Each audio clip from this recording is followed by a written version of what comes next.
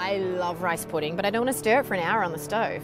So when you take, you know, creamy coconut milk and a little bit of almond milk, and then you take day-old cooked brown rice or arborio rice or whatever, and then you just blend half the mixture just a little bit on low, you get that swell and that beautiful creaminess, and then you put it on the stovetop, add your extra milk, your extra rice, and you get instant rice pudding. Instant jams, you know, made with sugar, without sugar I should say. So instant jams with chia seeds and just fruit and a little bit of water, lemon juice, really healthier, things like that. 5-minute soups, you know, where the friction heat of the blades heats the soup.